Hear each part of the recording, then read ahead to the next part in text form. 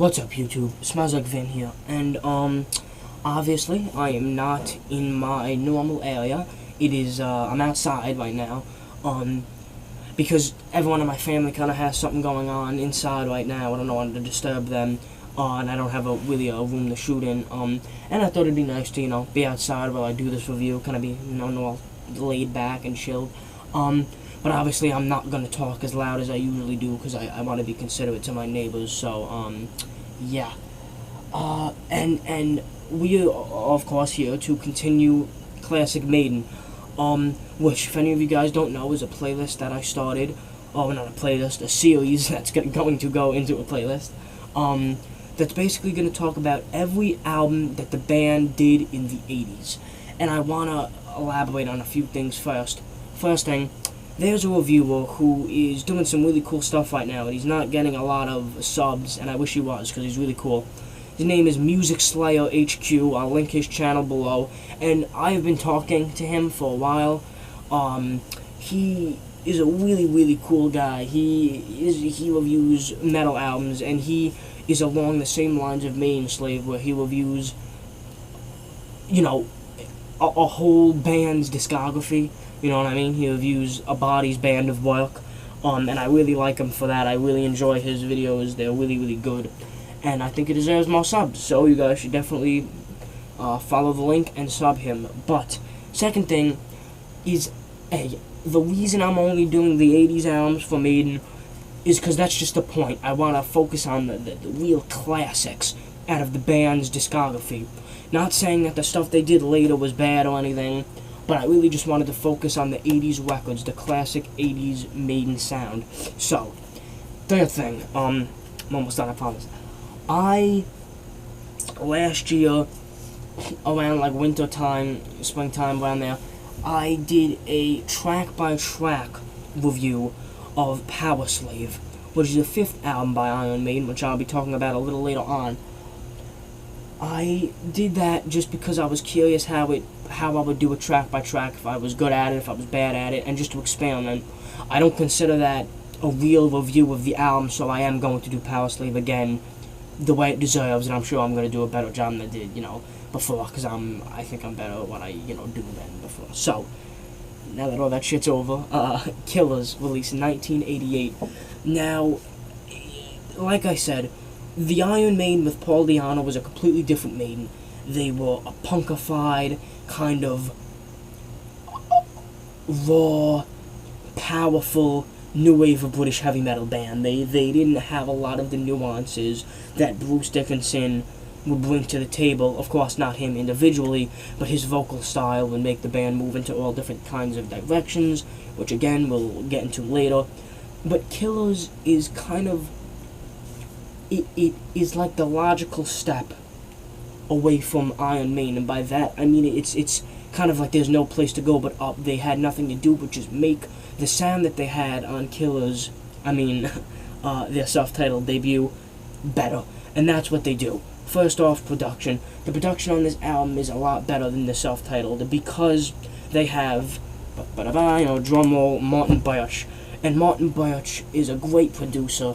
He produced all the 80s Iron Maiden albums, and I'm pretty sure, I think most of their stuff, I could be wrong, but I'm pretty sure they did most of their stuff. But Martin Birch kind of took that raw, energetic sound that Maiden had and just kind of refined it, made it a lot more crisp, a lot more cleaner, a lot more precise sound. But the thing with that is, it just makes the album that more powerful, because it's not like he's stripping down any of the rawness, and he's not like it's making it boring. It's just as heavy, just as energetic, just as kind of adrenaline producing stuff, but it's just not as maybe dirty as the self-titled debut was, which, like I said, I still like the way it sounded because it fit that album. Another thing about this album I really like is that there's actually 11 songs. Now, Ides of March is the intro. It's almost 2 minutes, so it's not that long, so if you don't consider that a track, it's really up to you.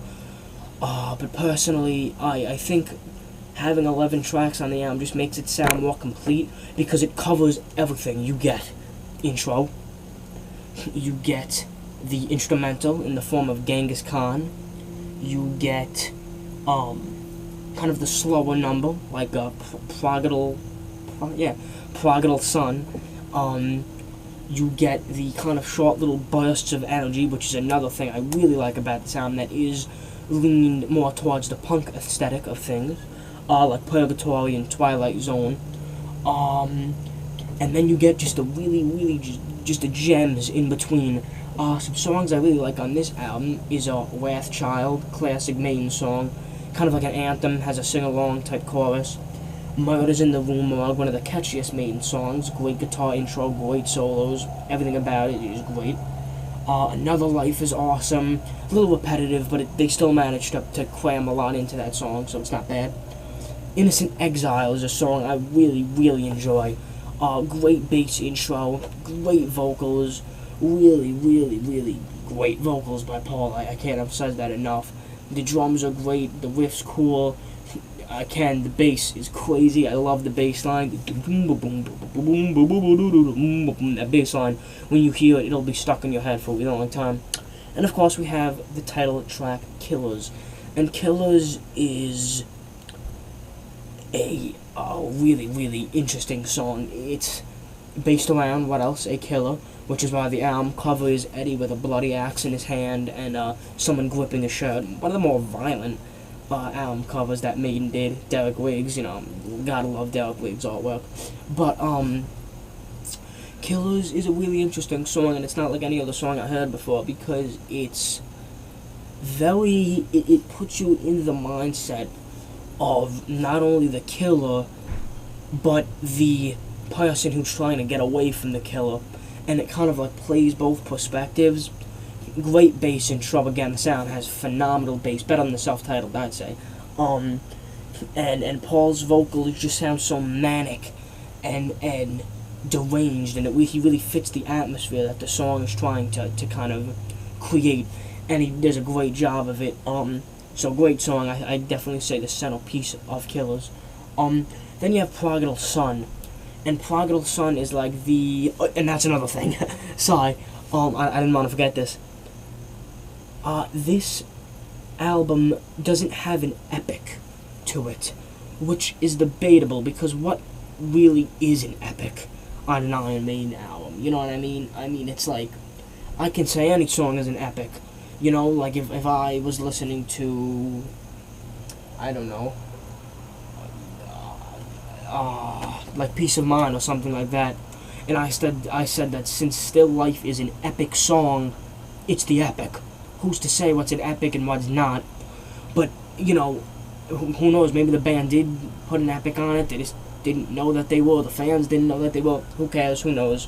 It's fine. But if there was a song that would be the epic, it would either be Killers or Prodigal Son. Now, Prodigal Son is, I think, a Bible-based song. I could be wrong about that. I think it's in the same vein of like Revelations, but I could be wrong. If so, correct me without being a dick. Whatever. But yeah, Prodigal Son is Prodigal Son is a really cool song. Starts off with a really catchy guitar intro, and then that segues into the kind of kick-in point.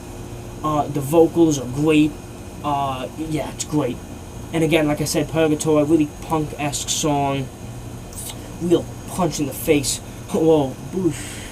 And it kind of, it's one of the fastest Maiden songs, I think. Sort of around the tempo of like Aces High, maybe even faster. It is that fast, which is kind of weird to me, but it works really well.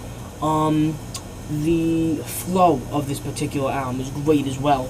You get, like I said, it's kind of like in the self-titled debut where it really covers all the ground, which I love about the Di'Anno era. It's like the album is such a tight-knit thing. It's a very tight flow. Everything is like a piece of the puzzle as far as flow goes, and so if you didn't hear a song, you wouldn't get the full effect, which is what I really like.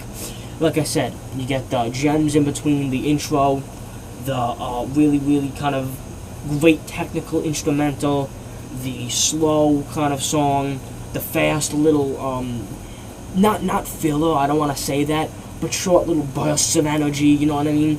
And really, this is just a complete album in my opinion. It, like I said, it's just so tight of a flow that everything just fits and flows together so well, and it creates just a real tight-knit, compact kind of flow, and it's just great.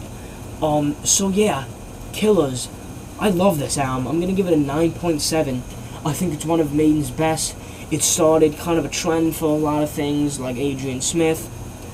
Not a trend, but, you know, it started that kind of partnership between Dave Murray and Adrian Smith. Paul's vocals got better, and, you know, it kind of makes me a little sad, you know, to see or to not be able to see, you know, what Paul Di'Anno would have been able to do and accomplish with Iron Maiden had he not have been kicked out. He got kicked out for drug problems, by the way, and because they say he wasn't putting enough energy on stage. I kind of don't buy that, though, because I think he put a lot of energy, but I guess, you know, opinions. But yeah, I really like this album. I think that it's definitely one of Maiden's strongest. It's definitely a fantastic flowing album. The production is just so clean and so great, but it doesn't take away from the power of the songs. And yeah, I am done with the Paul Di'Anno era. This has been a lot of fun for me. I really, really love the Paul Di'Anno era, and I got to really express my feelings for it. I thought the Paul Di'Anno era was just so unique and so great. Just kind of setting up these gritty atmospheres, even in the album covers. Eddie was different, you know. And yeah, I really like these albums. I think anyone who's into metal, obviously, probably already heard them, but if you haven't, check them out. And yeah, enter Bruce Dickinson. And just letting you guys know, my review of Number of the Beast is going to make some people upset. I like the album, but I have some opinions that are a lot different than other Maiden fans, so cliffhanger or whatever. Check out Music Slayer HQ. He's a great reviewer, great guy. I really like him. And yeah, subscribe, rate, comment, share with your friends if you enjoy it. If you have any other friends who are Maiden fans, kind of spread my videos around if you'd like. I'd very much appreciate it. And if you do, let me know, so I can thank you for it, give you a sub, maybe share your videos, do what I gotta do to repay you. You guys are awesome. See you guys next time. Up the irons.